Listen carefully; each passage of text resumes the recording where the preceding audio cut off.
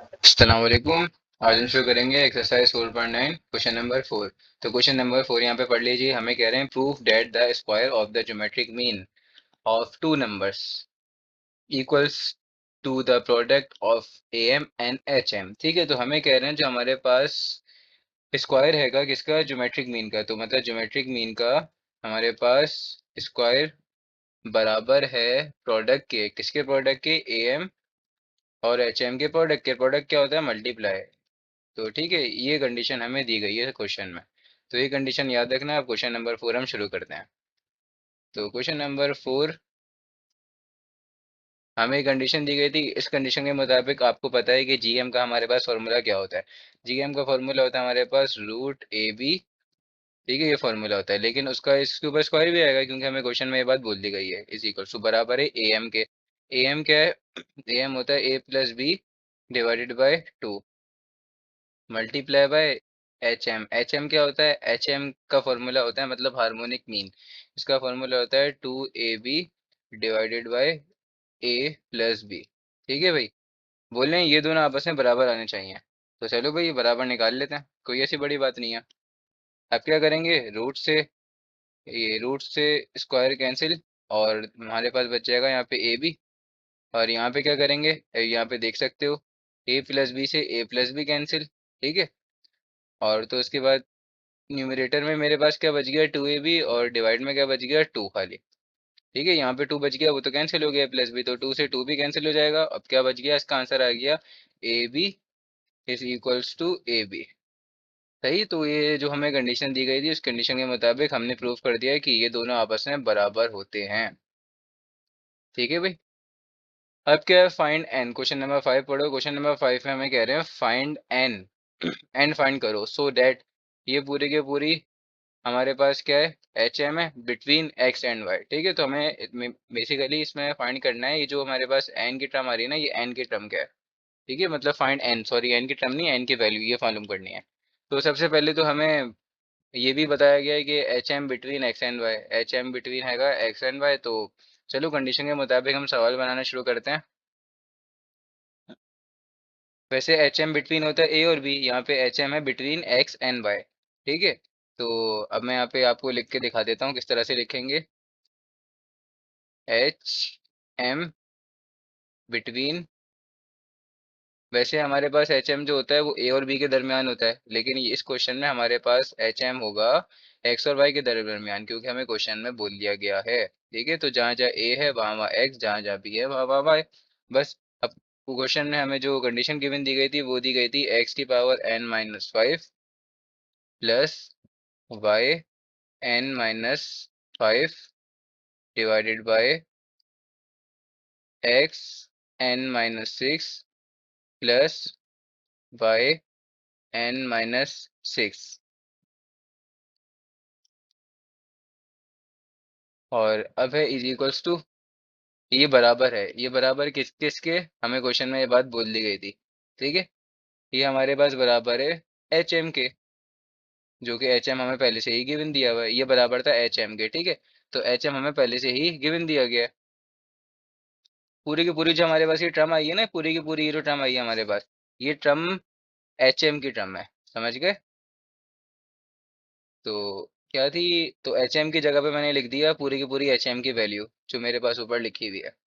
सही, अब क्या करेंगे, इसको क्रॉस मल्टीप्लिकेशन करेंगे, मतलब ये यहाँ डिवाइड हो रहा है तो यहाँ जाके मल्टीप्लाई, ये यहाँ डिवाइड हो रहा है तो वहाँ जाके मल्टीप्लाई। इस तरह से दोनों शिफ्ट हो जाएंगे। ठीक है, तो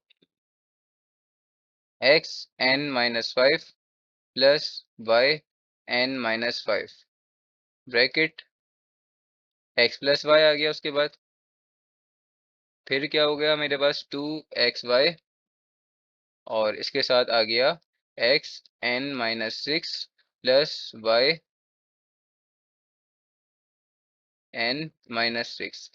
ठीक है, अब क्या होगा, अब नॉर्मली हम इसको मल्टीप्लाई कर देंगे जैसे मल्टीप्लाई करते हैं। तो मल्टीप्लाई कर दीजिए इसको। तो अब मल्टीप्लिकेशन शुरू करते हैं।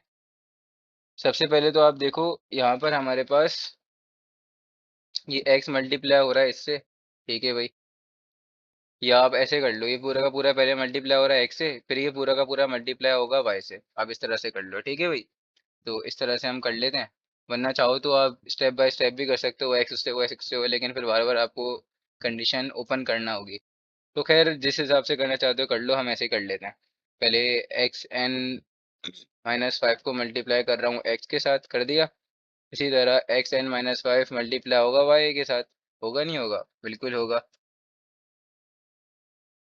तो plus x n minus five multiply होगा वाई के साथ, ऐसे हो रहा है, ये पहले इससे फिर ये पहले वाई से, इस तरह से हो रहा है। सही।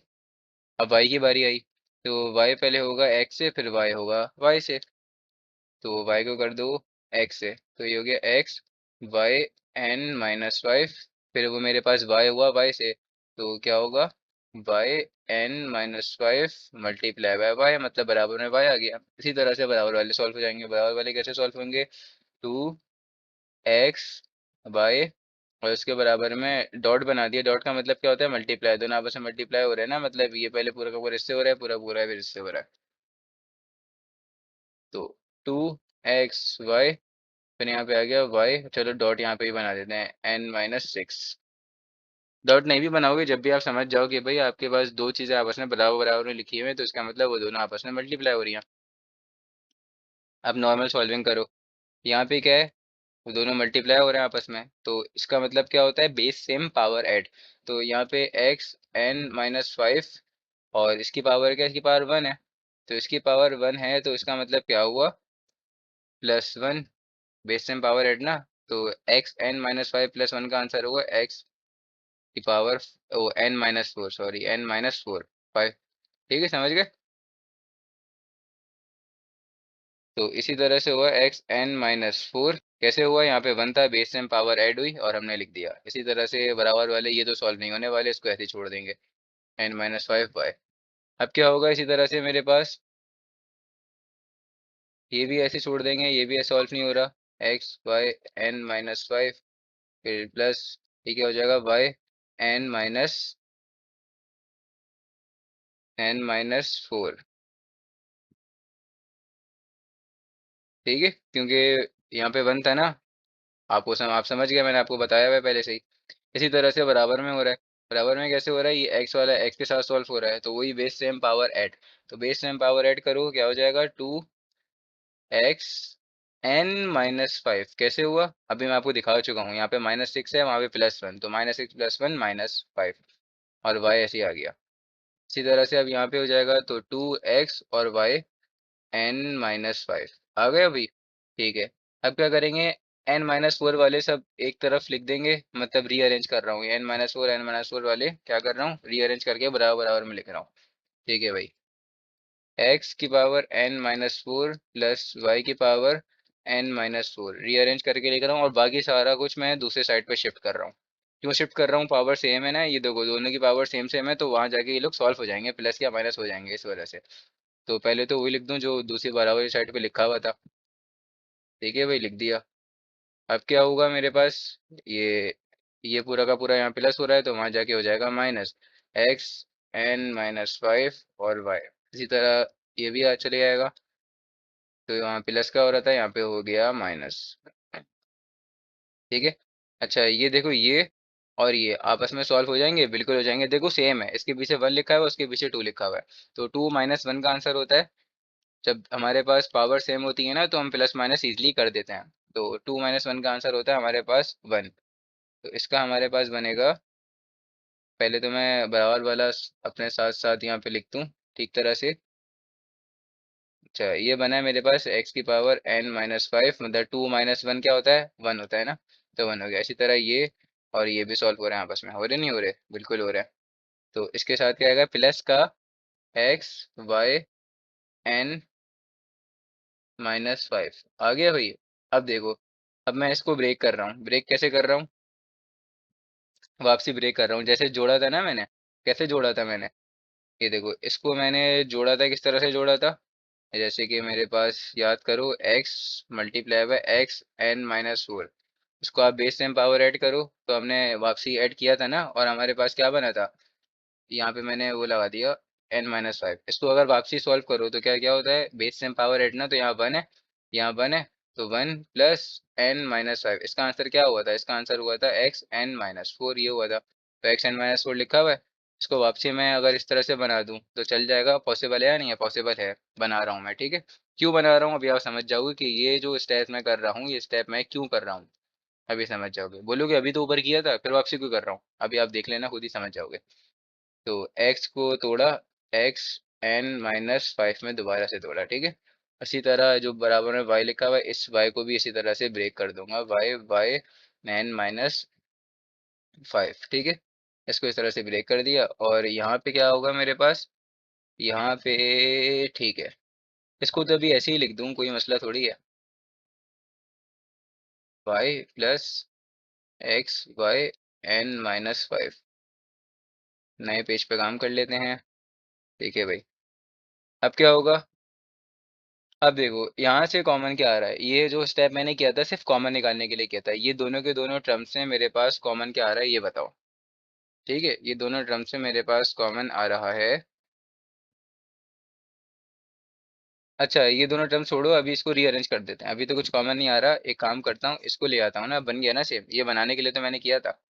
ये देखो भाई, यहाँ पे बन रहा था x⁻n-4 बन रहा था, और यहाँ पे बन रहा था x⁻n-5, तो अगर बेस सेम होगी तो जब भी तो सॉल्व होगा ना, तो सॉरी पावर सेम होगी तो जब भी तो सॉल्व होगा ना आगे। तो पावर सेम बनाने के लिए मैंने उसकी पावर को ब्रेक कर दिया। तो अब क्या करूंगा, x dot x n minus five, इसको इस तरह से रख दिया, और अब क्या कर दूंगा, और इस यहाँ पे माइनस वो प्लस हो रहा है, तो इसको दूसरी साइड पे ले जाके ले कर दूंगा माइनस x n-5 और वाई, ठीक है भाई। इसी तरह अब बराबर में ये वाला लिख दूंगा, ये जो मेरे पास पहले से ही लिखा हुआ था, ये क्या लिखा हुआ था, प्लस वाई n-5, और जो दूसरी साइड पे लिखा हुआ है ना, उसको मैंने कर दिया है दूसरी तरफ ले आके माइनस, क्यों, वहाँ पे प्लस लिखा हुआ था और माइनस कर दिया। अब इस साइड पे सब कुछ खत्म हो गया, कुछ भी नहीं बचा, जीरो बचा, ठीक है भाई। अब क्या करूंगा, इन दोनों में से कॉमन क्या आ रहा है, इन दोनों में से कॉमन आ रहा है x⁻n-5, x⁻n-5, इसीलिए ही मैंने ये स्टेप किए थे।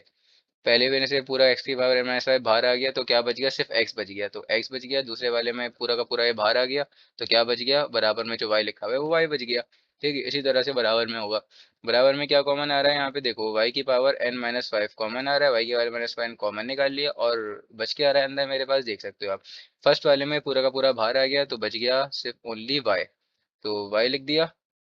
यहाँ पे आप देख सकते हो ये पूरा का पूरा बाहर आ गया, तो बच क्या गया, ओनली x बच गया, ठीक है, मतलब माइनस का x, ठीक है भाई, लिख दिया। तो यहाँ तक समझ गए आप लोग, ठीक है भाई, समझ गए। अब देखो आपके पास अभी यहाँ पे बिल्कुल सेम सेम नहीं बन रहा, हमें बिल्कुल सेम सेम बनाना होता है, सेम सेम मतलब यहाँ पे भी अगर ये x-y आ रहा है, तो यहाँ पे भी x-y ही आना चाहिए, ठीक है। तो क्या करूँगा, यहाँ से मैं साइन कॉमन ले लूंगा, ये वाले ब्रैकेट से मैं साइन कॉमन ले लूंगा माइनस की, तो माइनस की साइन कॉमन ले लूंगा, और वापसी वही बनना चाहिए।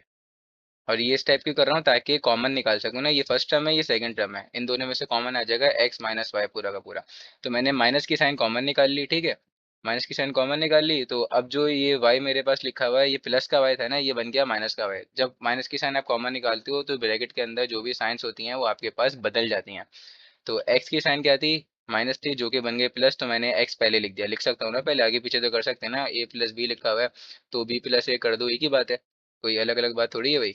तो x को पहले लिख दिया, और उसकी साइन देखो मैंने क्या की है, माइनस लिखी हुई थी तो मैंने प्लस कर दी, और y की साइन माइनस थी, वो प्लस थी, तो मैंने माइनस कर दी, क्यों कर दी, क्योंकि मैंने माइनस की साइन यहाँ पे कॉमन निकाली है, ठीक है, देख लो, और यहाँ पे प्लस था।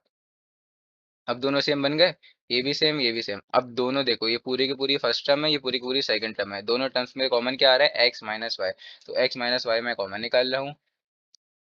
तो भाई ठीक है, x-y मैंने कॉमन निकाल लिया, फर्स्ट वाले में से x-y पूरा का पूरा कॉमन आ गया, तो मेरे पास बचा है x⁻n-5 माइनस y की पावर n-5, ये बच गया। समझ गए या नहीं समझे, ठीक है भाई, हो गया।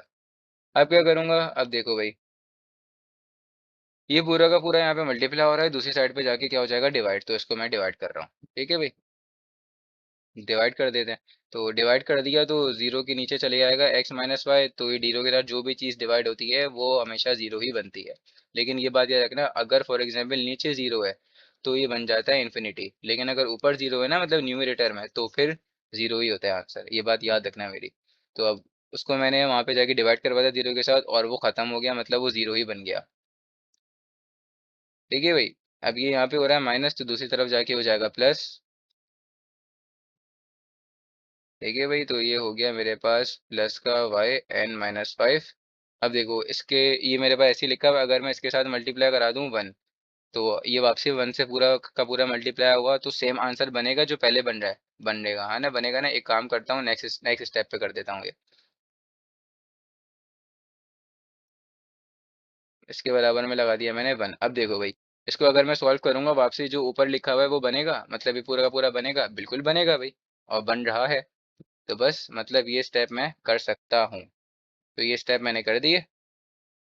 अब क्या, देखो भाई, इसके साथ क्या हो रहा है, यहाँ पे मल्टीप्लाई हो रहा है, ठीक है। मतलब ये देखो, y और n-5 आपस में, y की पावर n-5 और ये दोनों आपस में मल्टीप्लाई हो रहे हैं, तो y की पावर n-5 दूसरी तरफ जाके हो जाएगा डिवाइड। ठीक है भाई, दूसरी तरफ जाके डिवाइड हो गया। अब ये बन गया। ठीक है भाई, बन गया। अब क्या करें।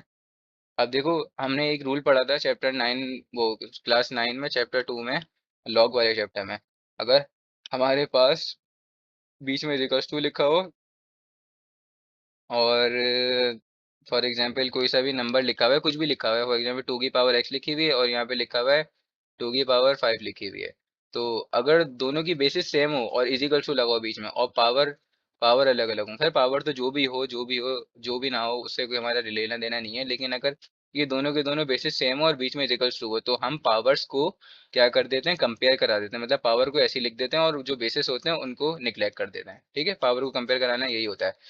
तो बस ठीक है, अब मैं इस वजह से, क्योंकि मुझे n की वैल्यू निकालनी है ना, n की वैल्यू पावर में है, तो n की वैल्यू तो मुझे पावर में तब कैसे निकालूं भाई, मुश्किल हो जाएगी ना। तो एक ही तरीका है कि मैं दूसरी साइड भी बना दूं। क्या बना दूं, ये बना दूं, एक्स अपन वाई बना दूं, तो एक्स अपन वाई चलो बनाते हैं भाई। एक्स अपन वाई बनाते हैं, यहाँ पे अगर मैंने इस तरह से लिख दूं, एक्स अपन वाई की पावर 0 लिख दूं, तो ये बात एक ही है कि अलग अलग है। किसी भी नंबर, किसी भी अल्फ़ाबेट की पावर अगर 0 हो, वो हमेशा 1 बनता है। ठीक है भाई। तो एक्स की पावर 0 और वाई की पावर 0 दोनों के पास जाएगी, तो 1 1 यही बन जाएगा, वापसी 1 बन जाएगा, नहीं बन जाएगा, बिल्कुल बनेगा। इसी तरह से यहाँ पे थोड़ा सा सिंप्लीफिकेशन कर देता हूँ, पैकेट बना देता हूँ। पैकेट बनाने का मतलब क्या होता है, ये इसके ऊपर भी जाएगा, इसके ऊपर भी जाएगा, तो एक ही बात है ना। ठीक है, और इज इक्वल्स टू के यहाँ पे क्या लिखा हुआ है, एक्स अपॉन वाई, ये 0। अब देखो दोनों तरफ बेसिस सेम बन गई, अब बेसिस सेम बन गई तो पावर्स को मैं कंपेयर कराऊंगा, ठीक है। वो basis same power add multiply में होता है, यहाँ पे अभी इज इक्वल्स टू लिखा हुआ है, ये बात भी याद रखना। तो n-5 is equals to 0, power को कंपेयर करा दिया, तो n की वैल्यू आ गई 5। यहाँ पे माइनस थी, दूसरी तरफ जाके हो गई प्लस। ठीक है, तो n की वैल्यू आ गई 5। सही है भाई, हमने निकाल लिया। आप ये क्वेश्चन स्टेप बाय स्टेप देख सकते हो। मैं आपको स्टार्ट से दिखा देता हूँ कि हमने किस तरह से किया है सॉल्व। ये रहा भाई, क्वेश्चन नंबर 5 ये था, ठीक है। आप देख सकते हो यहाँ से किस तरह से सॉल्व हुआ हुआ है।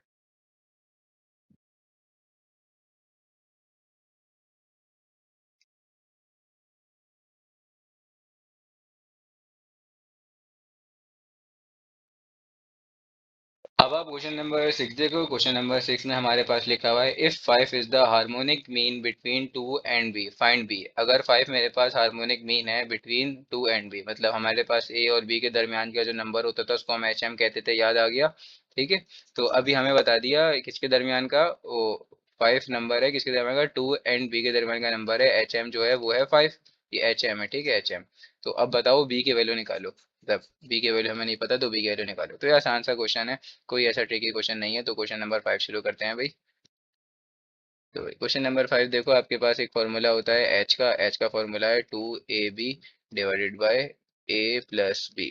ठीक है, मैंने वो फार्मूला लगा दिया।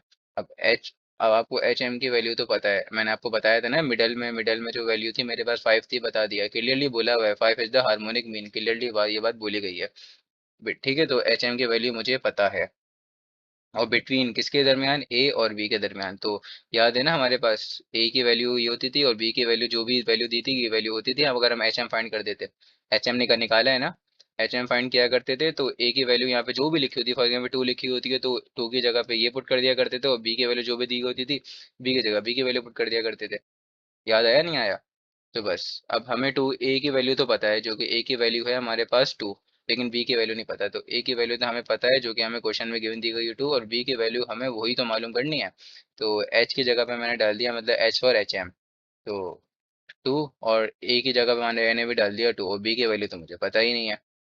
तो अब क्या करेंगे, ए की जगह पे मैं डाल दूंगा 2 प्लस, और बी की जगह पे डाल दूंगा बी। अब क्या होगा, ये यहाँ पे डिवाइड हो रहा है तो दूसरी तरफ जाके हो जाएगा मल्टीप्लाई। ठीक है, तो यहाँ पे आ गया 5 मल्टीप्लाई बाय 2 प्लस बी, और यहाँ पे 2 मल्टीप्लाई बाय 2 सॉल्व हो गया, तो ये होगा इज इक्वल्स टू 4 और बी। अब क्या होगा भाई सॉल्व, 5 इससे भी हो रहा है 5 इससे भी हो रहा है, तो 5 टू ज़ार 10, तो 10 plus 5b is equals to 4b। अब क्या है, देखो भाई हमारे पास यहाँ पे 5b है, तो इस तरफ प्लस का है तो दूसरी तरफ जाके हो जाएगा माइनस का। तो ठीक है भाई 10 is equals to -5b plus 4b। ठीक है भाई, ये कर दिया। -5b प्लस 4b का आंसर होता है 5 माइनस 4 का आंसर क्या होता है 1 होता है, लेकिन बड़े नंबर की साइन आती है तो हमारे पास आंसर आ जाएगा माइनस का b। तो हमें आंसर चाहिए था प्लस के b का, माइनस के b का नहीं चाहिए था, तो इस माइनस के साइन को शिफ्ट कर देंगे दूसरी तरफ। पता है ना आपको ये वाला तरीका। अगर ये नहीं पता है तो ऐसे कर दो, multiply minus on both side, तो यहाँ पे मल्टीप्लाई हो जाएगा माइनस, तो यहाँ माइनस माइनस हो गया प्लस, और यहाँ पे माइनस आ जाएगा। ठीक है, तो बहुत सारे स्टेप्स आप अपनी मर्जी से लगा सकते हो, जिस तरह से भी करते हो सबसे ईजिएस्ट यही होता है कि आप दूसरी तरफ माइनस की साइन शिफ्ट कर दो। ठीक है भाई, तो बी की वैल्यू आ गई हमारे पास माइनस का 10।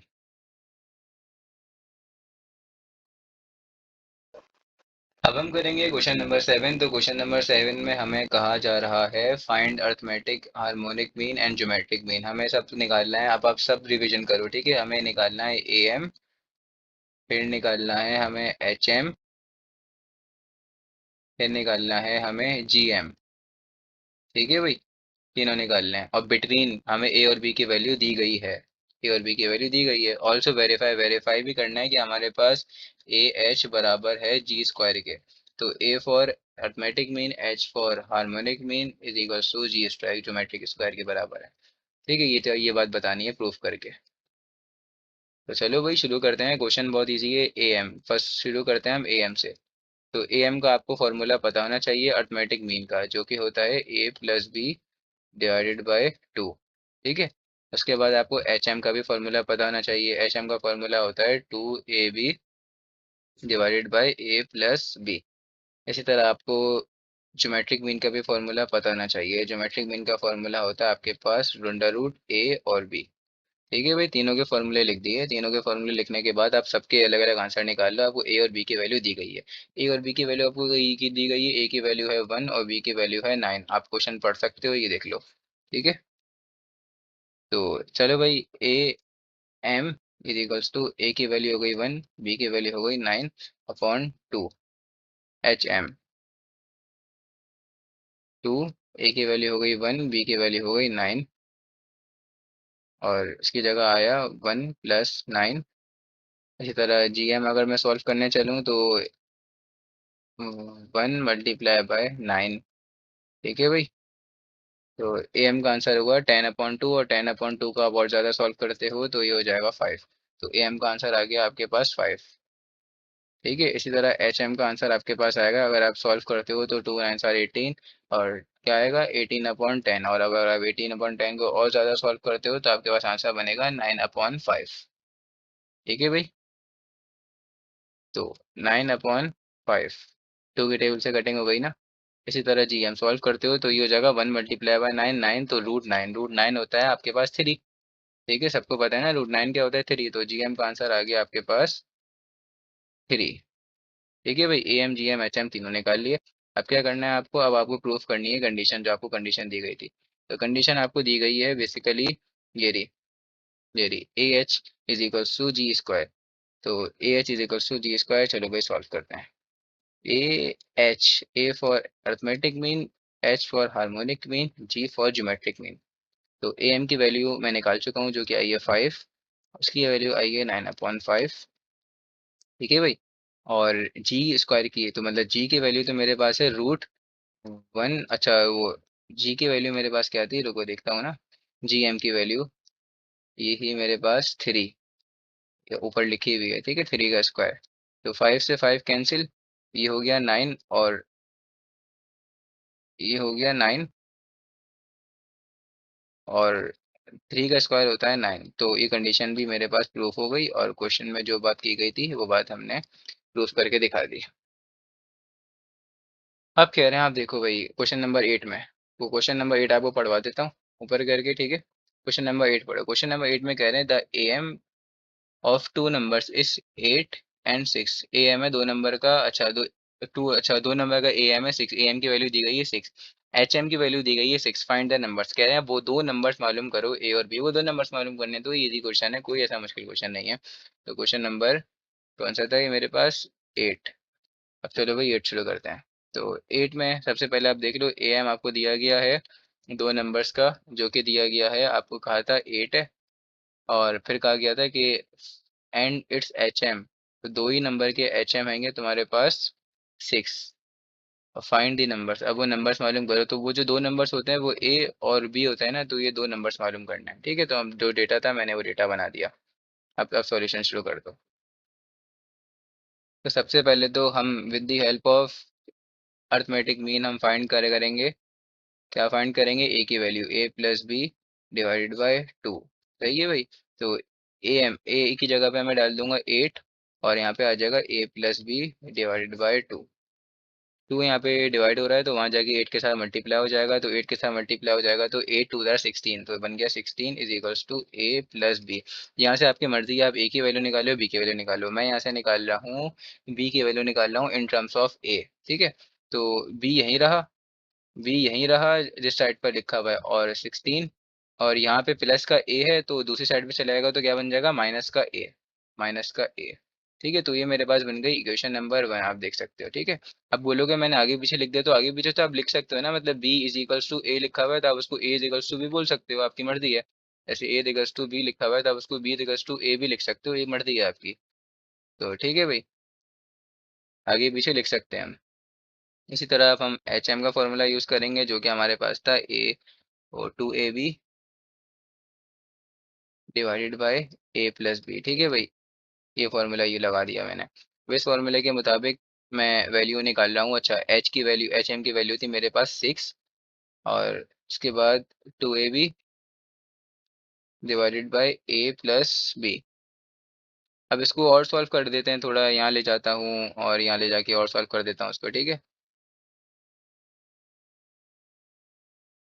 तो चलो नेक्स्ट लाइन पे करते हैं 2 और 6, सॉरी 6 के बाद आएगा 6 के साथ मल्टीप्लाई हो जाएगा ना, 6ab is equals to 2ab।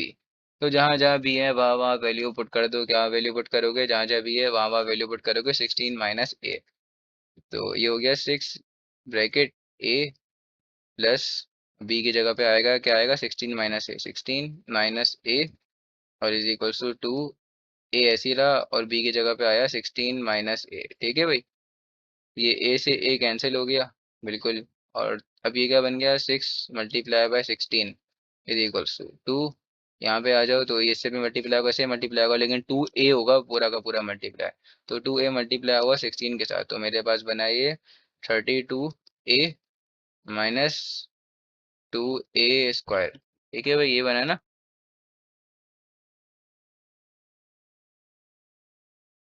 अब क्या करेंगे, देखो 6 को मल्टीप्लाई करोगे और आप 6 के साथ, तो आपके वो 16 के साथ, तो आपके पास आंसर आता है इसका। अभी निकाल के देखते हैं हम आंसर क्या आता है हमारे पास।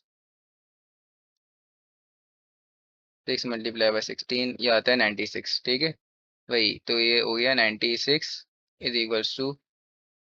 अच्छा, अब एक काम करते हैं, दूसरी तरफ शिफ्ट कर देते हैं सबको।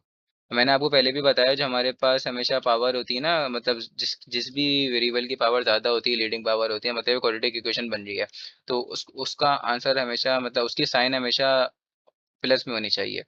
तो प्लस में साइन करने के लिए हम क्या करेंगे, हम इसको करेंगे शिफ्ट। ठीक है, तो दूसरी तरफ शिफ्ट कर देंगे, तो ये हो गया माइनस का 2a², और ये हो गया माइनस का 32a, क्योंकि वो वहाँ पे माइनस बन रहा था ना, इस वजह से। अब क्या करेंगे, देखो इस पूरे में से, ब्रैकेट में से आपके पास, मतलब ये सारे नंबर्स में से 2 की साइन कॉमन आ रही है, सॉरी 2 का टेबल कॉमन आ रहा है। 2 का टेबल कॉमन निकाल लो ताकि सिंप्लीफिकेशन ईजी हो जाए, वरना आप इस पे भी क्वाड्रेटिक फार्मूला लगा सकते हो। तो भाई चलो निकालते हैं। अच्छा, पहले से निकालने से पहले रीअरेंज कर दो। एक फॉर्मेट होता है ना टू, मतलब पहले ए² आता है, फिर आपके पास ए आता है, फिर आपके पास क्या आता है, कांस्टेंट आता है। तो मैंने उस फॉर्मेट में लिख दिया, आप सब क्लास 9 में पढ़ के आ रहे हुए, मैट्रिक में भी आप लोगों ने पढ़ा है। तो अब 2 कॉमन निकाल लिया तो 2 बाहर आ गया। क्यों कॉमन निकाला, सबसे पहला स्टेप होता है हमारे पास कॉमन फॉर्मूला मल्टीप्लिकेशन फैक्टराइजेशन करने का। तो मैंने कॉमन निकाल लिया। अब आपकी मर्जी, आप डायरेक्ट भी अगर इस पे फैक्टराइजेशन, मतलब फॉर एग्जांपल वो लगा दोगे ना, क्या कहते हैं, क्वाड्रेटिक फार्मूला, तो आंसर आपके पास ठीक आएगा। ए की वैल्यू बन जाएगी 2, बी की वैल्यू बन जाएगी -32 और सी की वैल्यू बन जाएगी 96। लेकिन थोड़ा भी लेंथी हो जाता है ना, तो मैं छोटा करने के लिए क्या कर रहा हूँ, 2 की साइन कॉमन निकाल रहा हूँ। तो यहाँ पे बन गया 16 और यहाँ पे बन गया 48 बनेगा शायद। ठीक है, 96 डिवाइडेड बाई 2 ये होता है 48। ठीक है भाई, 48 बन रहा है। 48 इज इक्वल्स टू 0। अब 2 यहाँ पे मल्टीप्लाई हो रहा है, तो वहां जाके 0 के साथ डिवाइड होगा, जब 0 के साथ डिवाइड हो गया तो खत्म ही हो गया 2। तो 2 को मैं खत्म ही कर देता हूँ डायरेक्ट, इसको ऐसे ही लिख देता हूँ। क्या लिख देता हूँ, a square minus 16 a plus 48 is equals to 0। ठीक है भाई, लिख दिया। आप ए की वैल्यू लिखो। ए की वैल्यू क्या है, ए की वैल्यू है 1, क्वाड्रेटिक फॉर्मूला लगा रहा हूँ। बी की वैल्यू है -16 और सी की वैल्यू है 48। तो भाई चलो लगाते हैं ए बी और सी की वैल्यू। लेकिन ये मेरे पास इक्वेशन इन टर्म्स ऑफ ए लिखी हुई है, तो मैं यहाँ पे क्वाड्रेटिक फार्मूले में पीछे लिखूंगा a minus b plus minus root b square -4ac upon 2a। आप चाहो तो यहाँ पे फैक्टराइजेशन लगा सकते हो, कॉमन फार्मूला मिडिल ब्रेक वगैरह से ये सॉल्व हो जाएंगे। ये पूरा का पूरा ठीक है। तो यहाँ पे आपके मिडिल ब्रेक होगी बेसिकली। तो अब क्या करेंगे भाई, चलो ठीक है। अब माइनस बी की वैल्यू क्या है मेरे पास लिखी हुई है, माइनस का 16, बी की वैल्यू -16 लिख दी, प्लस माइनस बी स्क्वायर तो हो गया माइनस का 16 का स्क्वायर -4। ए की वैल्यू मेरे पास लिखी हुई है 1 और सी की वैल्यू है मेरे पास 48। अच्छा, ये वाला ए और ये वाला ए अलग अलग है, याद रखना।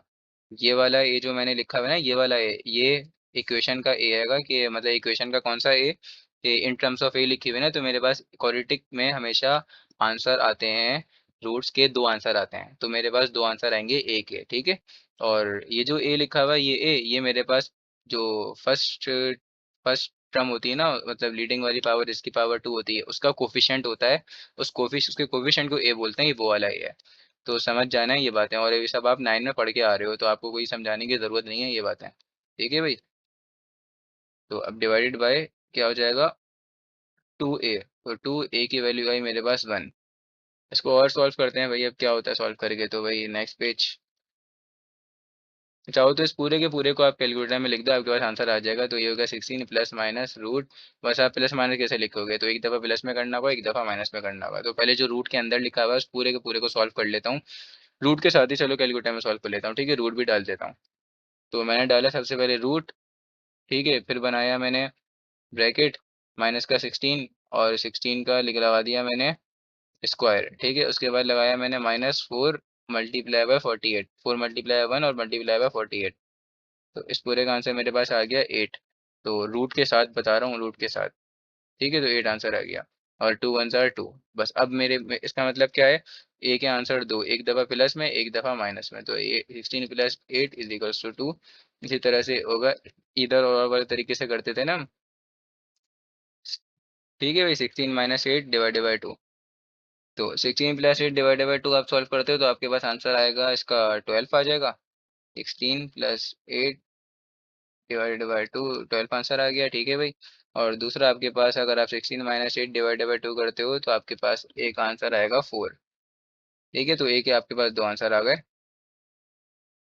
आपने ए के दो दो आंसर निकाल लिए। अब क्या भाई, आपके पास तो आपको पूछा गया था ना क्वेश्चन में कि फाइंड द टू नंबर्स, वो टू नंबर्स मालूम करो। तो अभी हमने सिर्फ ए मालूम किया है, और ए और बी मालूम करना था ना, तो बी का आंसर तो हम पहले ही निकाल चुके हैं। लेकिन बी का आंसर हमने निकाला है इन टर्म्स ऑफ ए। अब ए हमें मिल गया, तो बी के आंसर में ए के दो दो आंसर पुट कर दो, तो बी के भी दो दो आंसर आ जाएंगे। तो क्या थी वो equation, b is equals to, क्या थी, b is equals to 16 minus a ना, तो 16 माइनस ए। इसमें बारी बारी पुट कर दो भाई, पहले पुट करोगे आप 16 -12, तो बी का आंसर आ गया आपके पास 4। तो वो दो नंबर्स आपको मिल गए 12 एंड 4। अब यहाँ पे भी अगर आप पुट करते हो 16 माइनस ए, तो बी इज इक्वल्स टू 16 -4, इसका आंसर आ गया 12। ठीक है, तो आपको वो दो नंबर्स मिल चुके हैं। वो दो नंबर्स कौन कौन से हैं, 4 एंड 12, या ऐसे भी बोल सकते हो कि वो दो नंबर्स हैं 12 एंड 4, कुछ भी बोल सकते हो आप। ठीक है, तो इसको लिख देते हैं। The two numbers are, the two numbers are 4 and 12। ठीक है। अब शुरू करते हैं क्वेश्चन नंबर 9। तो क्वेश्चन नंबर 9 में हमें कहा जा रहा है बेसिकली क्या, the two the H M of two numbers is, H M दिया हुआ है आपको, एच एम दो नंबर्स का, तो दो नंबर्स का एच एम होता है ना, जाहिर सी बात है भाई, ए और बी का होता है। तो वो आपको दिया हुआ है 24/5, और जी एम दिया हुआ है, तो जी एम आपको दिया हुआ है कितना, 6। ठीक है, फाइंड द नंबर्स ए और बी मालूम करना है। ऊपर वाला क्वेश्चन ए एम और एच एम का था, ये वाला क्वेश्चन है एच एम और जी एम का, तो इजी क्वेश्चन है, कोई मुश्किल नहीं है। तो अब एच एम, ठीक है, एच एम का फॉर्मूला था हमारे पास 2ab divided by a plus b, ये था फॉर्मूला। ठीक है भाई, तो हमने क्या किया, हमने बस उठा के फॉर्मूला भी लिखा है, और जीएम का फॉर्मूला था रूट ऑफ ए बी। तो जीएम की वैल्यू भी पता है, एचएम की वैल्यू भी पता है, एचएम की वैल्यू एचएम की जगह आप पुट कर दो 25/24/5, और यहाँ पे आ गया 2ab अपॉन ए प्लस बी। ठीक है, इसी तरह आप जीएम की जगह जीएम की वैल्यू उठा के पुट कर दो, ये भी आ गई। ठीक है, अब जीएम वाले को यहीं तक अभी छोड़ दो। ठीक है, जीएम वाले को अभी कुछ नहीं करो, एचएम वाले पे आ जाओ। इसकी हो गई क्रॉस मल्टीप्लिकेशन, इसको यहाँ क्रॉस मल्टीप्लिकेशन तो पता है ना, डिवाइड हो रहा था मल्टीप्लाई, यहाँ पे भी डिवाइड हो रहा था मल्टीप्लाई, 24, और यहाँ पे हो गया ए प्लस बी, फिर क्या हो गया, इज इक्वल्स टू 2, फिर क्या हो गया ए बी। अच्छा, ये ए बी तो इसके बराबर में लिखा हुआ है ना, ए बी ब्रैकेट 5। अच्छा तो हाँ चलो ऐसे ही लिख दो, कोई मसला नहीं है। 24 इससे भी, 24 इससे भी होगा, तो क्या हो जाएगा, 24a + 24b is equals to 5 2 jar 10, 10ab। तो एक काम करते हैं, यहाँ से हम निकाल लेते हैं किसकी वैल्यू, हम यहाँ से निकालते हैं वैल्यू। ठीक है, ए की वैल्यू निकाल लेता हूँ मैं यहाँ से। ठीक है, या बताओ किसकी वैल्यू ठीक रहेगी यहाँ से निकालना, या एक काम करते हैं, इसको ऐसे ही छोड़ देते हैं, इस पे चलते हैं। ठीक है, क्योंकि इससे वैल्यू निकालने में थोड़ी सी मुश्किल हो रही है, मैं निकलवा तो दूंगा लेकिन थोड़ी सी मुश्किल हो रही है, तो हम इसी से वैल्यू निकाल लेते हैं। क्या है ये हमारे पास, जीएम से वैल्यू निकाल लेते हैं। अब आपको यहाँ से रूट हटाना है। ठीक है, ये रूट हटाना है, ये रूट, तो रूट हटाने के लिए आप कौन से स्टेप करते हो, square root on both side लगाते हो, सॉरी आप वो स्क्वायरिंग ऑन बोथ साइड करते हो, तो बोथ साइड में करूंगा स्क्वायरिंग। तो बोथ साइड स्क्वायरिंग का मतलब है स्क्वायरिंग, और यहाँ पे भी स्क्वायरिंग, तो ये कैंसिल हो गया, तो 6 6 36 हो गया, और यहाँ पे हो गया ए और बी बच गया। यहाँ से आप बी निकाल लो, वे निकाल लो, मर्जी है, यहाँ से मैं निकालता हूँ ए, तो 36 डिवाइडेड बाई, सॉरी यहाँ से निकालता हूँ b, 36 divided by a is equals to b. तो मेरे पास ये बन गई इक्वेशन नंबर 1। ठीक है भाई, ये बन गई इक्वेशन नंबर 1। अब जब इक्वेशन नंबर 1 मुझे मिल गई ना, तो इससे मैं क्या करूँगा, मतलब बी का आंसर मिल गया, बी का आंसर लेकिन इन टर्म्स ऑफ ए मिला है, तो इस बी के आंसर को मैं क्या करूँगा, पुट कर दूंगा यहाँ पर, जहाँ जहाँ यहाँ पर, सॉरी यहाँ पर जहाँ जहाँ बी है ना, यहाँ यहाँ पुट कर दूंगा। तो ठीक है, चलो भाई करो पुट, 24a + 24 अपॉन बी की जगह आ गया पुट 36/a = ये आ गया 10। ए की जगह ए ही आया, बी की जगह क्या आ गया, 36/a आ गया। ठीक है भाई, ए से ए कैंसिल, और 36 मल्टीप्लाई बाय 10 हो जाएगा, ये हो जाएगा 360। और बाकी इसको अब सॉल्व करते हैं, ये हो जाएगा 24 मल्टीप्लाई बाय 36, 24 मल्टीप्लाई बाय 36 का आंसर होता है 24 मल्टीप्लाई बाय 36, इसका आंसर होता है 864। तो 24a + 864 ए हो गया इज इक्वल्स टू, और ये आपके पास हो गया क्या, 360 हो गया ना इस साइड पर। आप कैसे निकालें भाई, कुछ नहीं, एलसीएम ले लेते हैं, सिंपल सी बात है।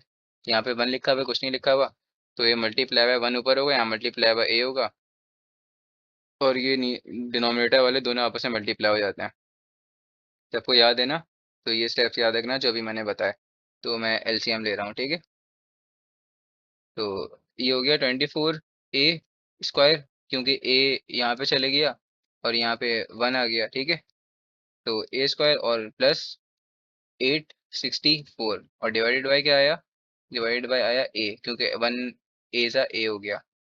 ठीक है, 360। अब ये यहाँ ए मल्टीप्लाई हो रहा है, तो वहाँ पे जाके क्या हो गया, यहाँ डिवाइड हो रहा है, वहाँ पे जाके हो गया मल्टीप्लाई। तो ये हो गया 24a² plus 864 is equals to 360, और ए हो गया। ठीक है भाई, अब क्या करूंगा, इसको दूसरी साइड पे शिफ्ट कर देता हूँ, क्वाड्रेटिक इक्वेशन तो बनानी है ना, क्वाड्रेटिक फार्मूला लगेगा इस पे। तो 24a² प्लस, अच्छा सॉरी माइनस आएगा क्योंकि माइनस क्यों आएगा, क्योंकि वहाँ पे 360 प्लस का है तो यहाँ पे आके हो जाएगा माइनस का, तो इज इक्वल्स टू 864 बस अब। अच्छा, इज इक्वल्स टू क्यों लिख दिया मैंने, यहाँ पे आएगा प्लस का 864 इज इक्वल्स टू 0। अब क्या करते हो आप, यहाँ पे डायरेक्ट फॉर्मूला लगाना चाहते हो तो लगा दो, जब भी आंसर सेम आएगा। लेकिन यहाँ पे देखो कॉमन आ रहा है, कॉमन क्या आ रहा है, कॉमन आपके अच्छी खासी बड़ी वैल्यू कॉमन आ रही है। तो बड़ी वैल्यू कौन सी है, आप अगर 24 ही पूरा का पूरा कॉमन निकालते हो तो 360 को डिवाइड करवा के देख लो 24 से, आ रहा है, आता है, बिल्कुल आता है। 864 को 864 को डिवाइड करवा के देखो 24 के साथ, आ रहा है, बिल्कुल आ रहा है, तो बस ठीक है, करवाते हैं। ये छोड़ दो, ये तो ऐसे ही लिखा हुआ है, ये बस ये क्वेश्चन यहाँ पे प्रिंट हो गया था। अब हम करते हैं नेक्स्ट लाइन से ये स्टेप कॉपी करते हैं, ठीक है भाई। तो ये रहा, 24 मैंने निकाल लिया कॉमन, यहाँ पे आ गया ए स्क्वायर माइनस 360 डिवाइडेड बाई 24, ये आता है 15। तो 15 आ गया। अच्छा, मैं कॉमन कॉमन क्यों निकाल रहा हूँ, आप कॉमन निकाले के बगैर भी कर सकते हो, इस वजह से निकाल रहा हूँ ताकि ये सॉल्विंग इजी हो जाए ना, क्वाड्रेटिक फार्मूला में बहुत बड़ी वैल्यू आ जाएगी ए बी और सी की, इस वजह से। तो अब क्या होगा, 864 डिवाइडेड बाई 24 करो, ये होता है 36, तो 36, ठीक है भाई। अब क्या होगा, 36 आ गया और इज इक्वल्स टू यहाँ पे जीरो आ गया। अब 24 यहाँ पे मल्टीप्लाई हो रहा है पूरे के साथ, तो वहां जाके जीरो के साथ डिवाइड हो जाएगा, जीरो के साथ अभी आपको बताया था कोई सी भी वैल्यू डिवाइड हो रही हो तो क्या आंसर बनाती है, वो बनाती है जीरो। तो a square minus 15 a plus 36 is equals to zero बन गया।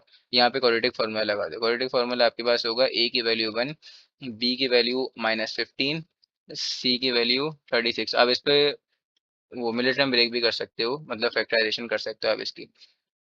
तो in terms of A equation लिखी हुई है तो मैं क्या करूँगा, यहाँ पे ए लिखूंगा क्वाड्रेटिक फार्मूले में, plus minus b square minus 4ac upon 2a, ठीक है भाई, हो गया।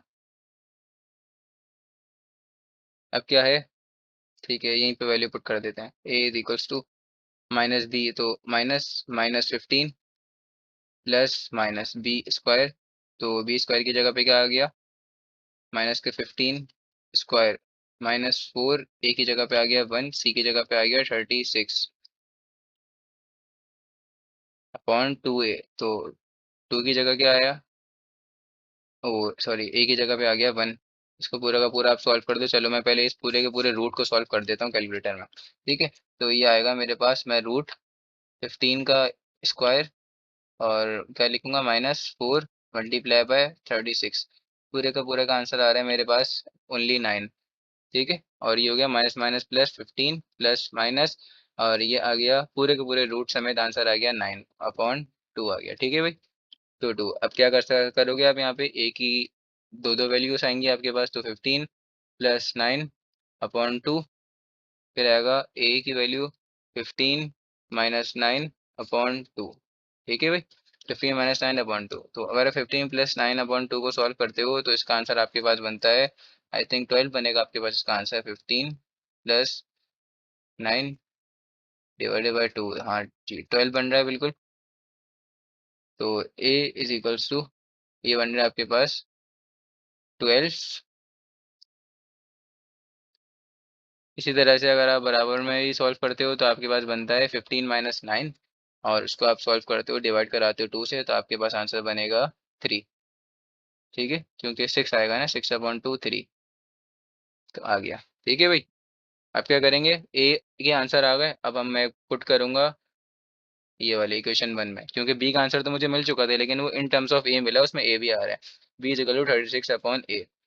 तो b is equals to 36 upon a, b is equals to 36 upon upon a की जगह पे आ गया 12, b is equals to 36 upon a, मतलब मेरे पास हो गया आंसर 3, ठीक है भाई। तो मुझे जो दो नंबर चाहिए थे वो मिल गए 12 एंड 3। अब यहाँ पे कंफर्म कर लूँ कि भाई हाँ यही आ रहा है, नहीं आ रहा, b is equals to 36 upon a, क्योंकि दूसरा ए भी तो मेरे पास था ना, 36/3, 36/3 का आंसर होता है मेरे पास 12।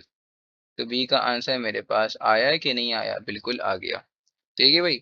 बी के आंसर आ गए तो बस, मतलब ए का भी आंसर आ गया, बी का भी आंसर आ गया, जो कि आ रहा है 12 एंड 3, लिख दूंगा the two numbers are two numbers are 3 and 12। ठीक है, वो दो नंबर्स मेरे पास हैं 3 and 12। आप ये क्वेश्चन भी स्टार्ट से देख सकते हो, मैं आपको दिखा देता हूँ। ठीक है, और यहाँ पे हमारा चैप्टर कौन सा है, चैप्टर 4 और एक्सरसाइज 4.9 खत्म हो गई। आप देख सकते हो यहाँ पे। ठीक है, सॉल्यूशन आपके पास पूरा का पूरा मैंने शेयर किया हुआ है।